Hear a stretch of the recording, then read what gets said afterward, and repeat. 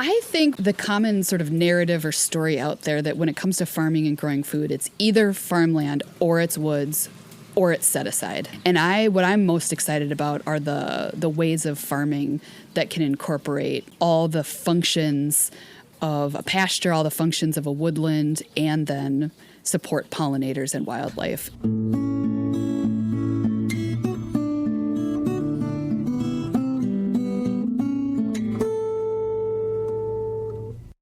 Welcome to the 261st installment of Ear to the Ground, the Land Stewardship Project's podcast on family farming, regenerative agriculture, regional food systems, and local democracy.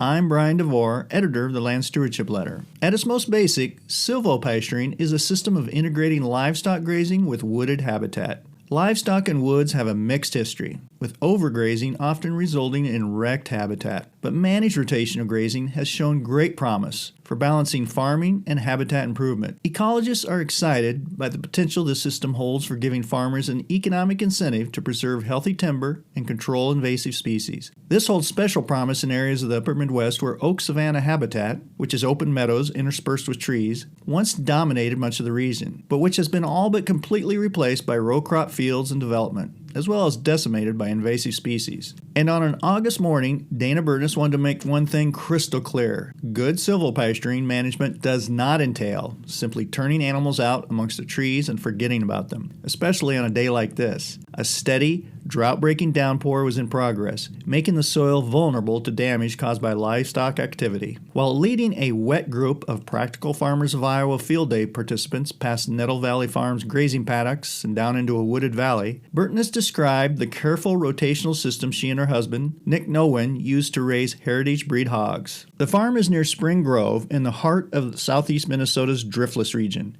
and not surprisingly, it's extremely hilly and wooded. The marginal nature of the land made it affordable for Burtness and Nowen when they came to the area 7 years ago. By using portable fencing and frequent movement of the hogs, along with innovative direct marketing techniques, they've been able to draw economic value from these owned and rented acres. It's taken adaptation as well. For example, on this day, the hogs were holed up in a barn that's part of Nettle Valley's so-called wagon wheel hub system, which consists of centering the grazing paddocks around the main structure like the spokes of a wagon wheel. By utilizing livestock to control invasive species in these woods, Burtness and Nowen have gained a greater appreciation for the ecological benefits of sustaining an oak savanna habitat. That's why one of the tour participants was Karen Chocola, a pollinator conservation planner and partner biologist for the USDA's Natural Resources Conservation Service. Pollinators are in major peril these days, with exposure to pesticides, chronic disease, and loss of habitat threatening the viability of a class of animals that's responsible for every third bite of food. Chocola, who is a CSA vegetable farmer herself, is recruiting farmers in the driftless region who are interested in developing and supporting pollinator habitat. Supported by the Wildlife Conservation Society, the Xerxes Society, Practical Farmers of Iowa,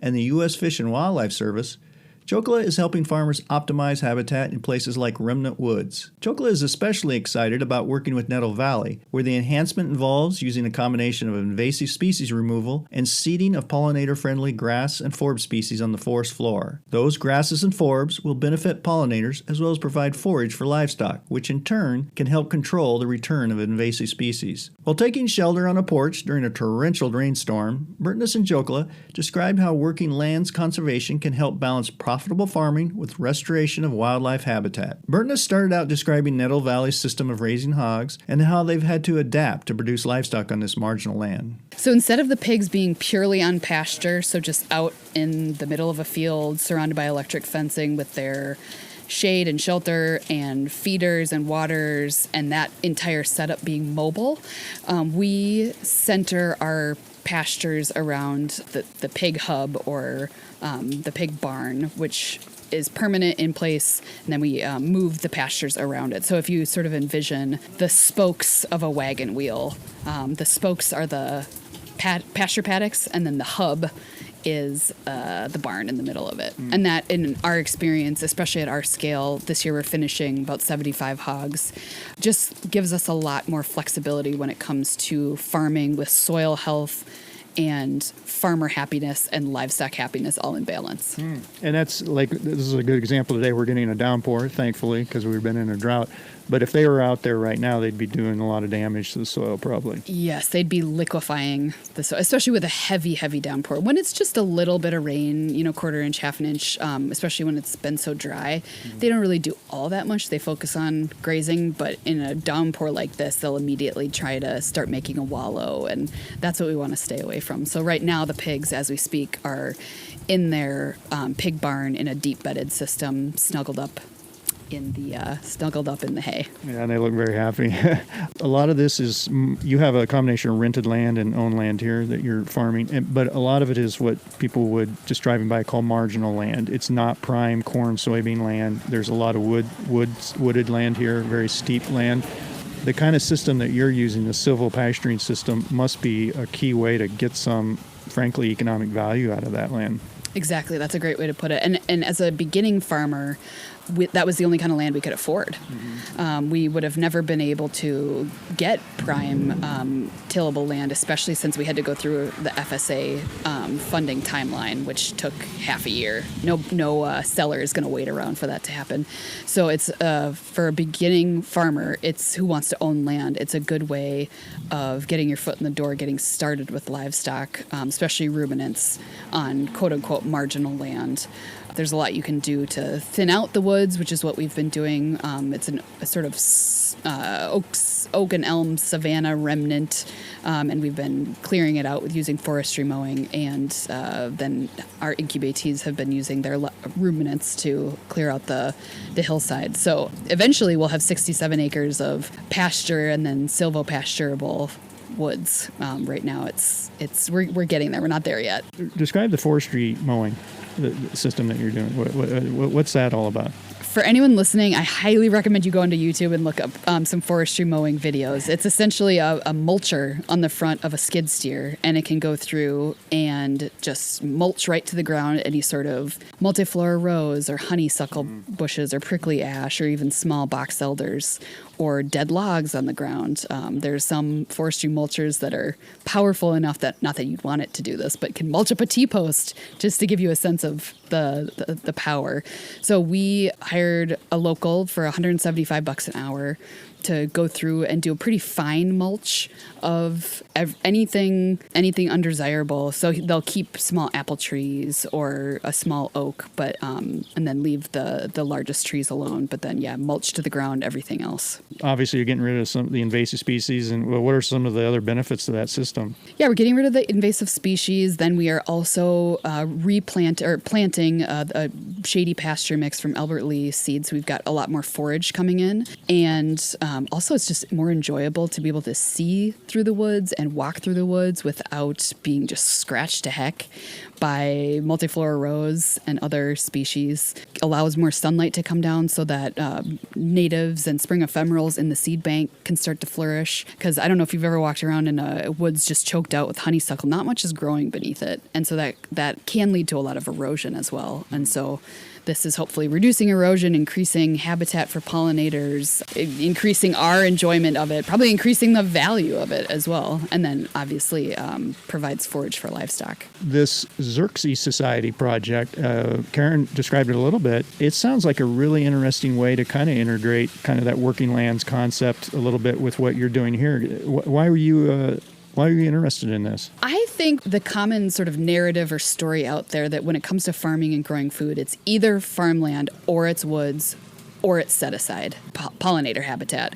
And what I'm most excited about are the ways of farming that can incorporate all the functions of a pasture, all the functions of a woodland, and then support pollinators and wildlife. And I think it's possible. And maybe it means it's not the most primo pasture for wildlife, but maybe all the other benefits. Maybe you're harvesting other things from the woods like timber or firewood or medicinal herbs. Hopefully someday I would love to see the government support working lands that that support livestock and pollinators through some sort of subsidy program to help maybe with the reduced quote unquote yields or efficiency, but all the other ecosystem services that are coming out of that. So I'm excited because this installation is right by the road. So I'm really hoping that natural resource conservation professionals can come by, other farmers can come by, foresters.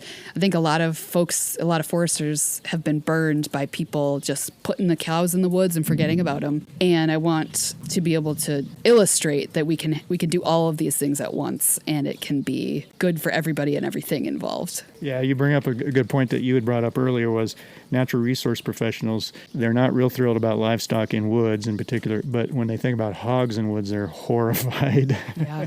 And in some ways, rightly so. For instance, if I had my hogs, if I had 75 hogs out on a oak savanna remnant hillside right now without enough of a way to take them off of it, it would liquefy and it would be bad. And that's one of the reasons why we switched to the wagon wheel hub mode. But I think with flexible mobile infrastructure, trailers, portable electric fencing, it's much more possible to multi-species graze and then flash graze. For instance, we're excited to set up a laneway from our barn down to the oaks if it's a good acorn year. If it's a good acorn year and it's dry, we'll flash graze them through the woods to pick up all the acorns and do just a tiny bit of clearing of the woods. So it's possible, but it just has to be all these different kinds of livestock and kinds of grazing have to all be tools in the toolbox. But it does bug me when we are locked out of funding programs because we're raising pigs on pasture. Like it's thus far, I have not even been able to get access to fencing cost share from EQIP or watering, just because it's people see pastured pigs. It's like, well, pigs don't graze. They're not a grazing animal, so our programs don't apply. And I would love to help show that, yes, it's possible. It's possible to do it. It's more work than a sheep or a goat or a cow, but we can do it. Next, Karen Jokla talked to me about the key role farms like Nettle Valley can play in providing pollinator habitat. It turns out bees and other key insects don't just rely on open meadows for survival. Wooded habitat is also critical. Yeah, the driftless area is this really unique part of the region because it covers Minnesota, Wisconsin, and Iowa, or at least a certain portion of that area that has not seen glaciers. And because of the carved nature of the geology with the trout streams and all this topography in the area, it has a lot of different ecological niches. It's a hot spot for biodiversity, for all kinds of biodiversity, plant and animals, and particularly pollinators. It's also an important corridor for pollinators, and there's a lot of degraded but also remnant habitat in the driftless area that's with a little effort of enhancement or restoration can really be improved and enriched and serve pollinators moving through this area, especially imperiled pollinators, specialists. Yeah. So can you describe a little bit about the project you're doing here on Nettle Valley Farm, what we're doing here? Sure. So I'm here working with Nettle Valley Farm. They're one of many farmers in the driftless area that we're working with on a 2-year grant that's supported by the Wildlife Conservation Society. And it's a grant that was co-written by the Xerces Society, Practical Farmers of Iowa, and the Fish and Wildlife Service. And we're looking to recruit landowners and farmers to enhance habitat for imperiled pollinators and insects in the driftless area. So Nettle Valley came to mind. I had already offered them some technical assistance in the past, and then when this grant opportunity came up, it seemed like a really great opportunity to do some work here. They have a great platform to amplify the message of conservation in working lands. What we're going to do, we haven't yet implemented it, is to do some forestry mowing in part of their Savannah Valley, about 4 acres of forestry mowing over the winter, and then in the spring or maybe even in the fall of 2022, we'll do a native understory planting on those 4 acres. And we hope that that unit will also be grazed by ruminants, but probably on a lighter stocking rate, maybe more quick turnaround, sort of a conservation grazing model. a little less production oriented, but also still supporting livestock while supporting native pollinator conservation. And also this particular unit is adjacent to other silvopasture units on the farm. And so I suspect there's some habitat connectivity that will create there. Even if other adjacent units have more of a introduced understory, there's still a lot of functional space that's similar that other wildlife can use, other pollinators can use, and maybe there'll be some seed dispersal from the native to non-native. Anyway, it's just a really great space to try out an experimental approach that merges pollinator and insect conservation with grazing lands. Having the ruminants graze that benefits the farmer because it's a productive area. They're not just taking it out of production. But does that benefit, would that help control invasive species as well to keep that open a little bit? Mm-hmm. And that's one of the primary conservation tactics in the driftless area. We could go and plant or reconstruct some prairie units. That would definitely be helpful. But in the driftless area itself, really invasive species management is one of the key things we can do to remove those invasive species that don't host as many insects and to bring forth that native seed bank that's just waiting underneath to be released. That can support all of these specialists. So one thing you mentioned I thought was interesting was when people think of pollinator habitat, they think of an open meadow, but you're trying to convince them that maybe that's not always the case. Yeah, so a lot of people do have that association of plant flowers for pollinators, and then they think of a wildflower meadow.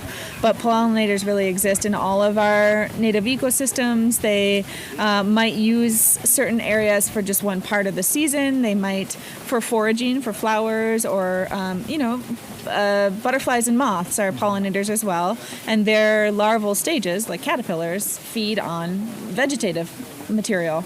And a lot of our native trees host these caterpillars. So just for example, I think some of our cherry species and our oaks can host 300 to 400 different species of moths and butterflies. And so that in itself is pollinator conservation, promoting those kinds of trees in our environment. And of course, some of those flower, like the cherry trees, create a forage that bees can go to.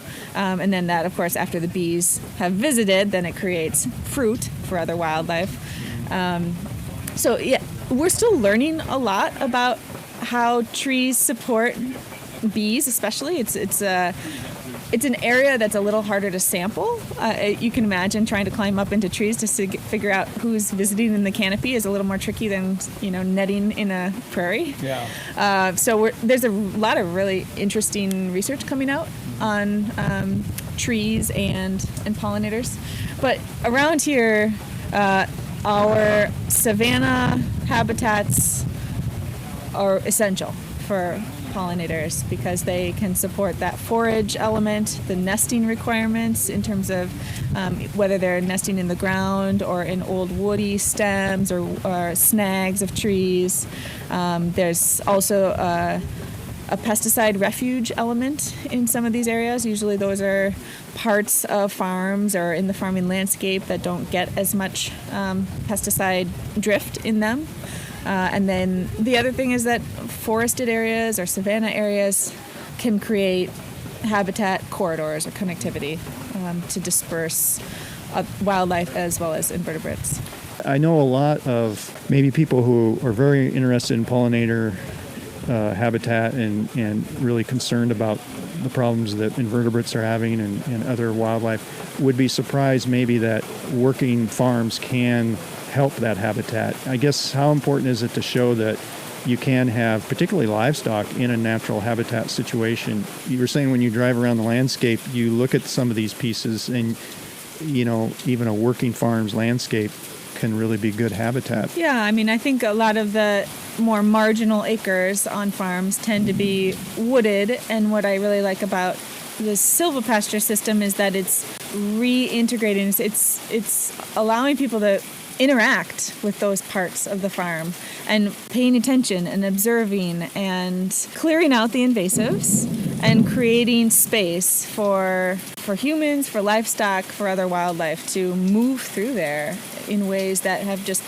those parts of the landscape have sometimes just been ignored, and they create these thickets that are impenetrable. And I think that's an effect of the way we've been farming lately, is just farming the cropland and ignoring the rest of the acres.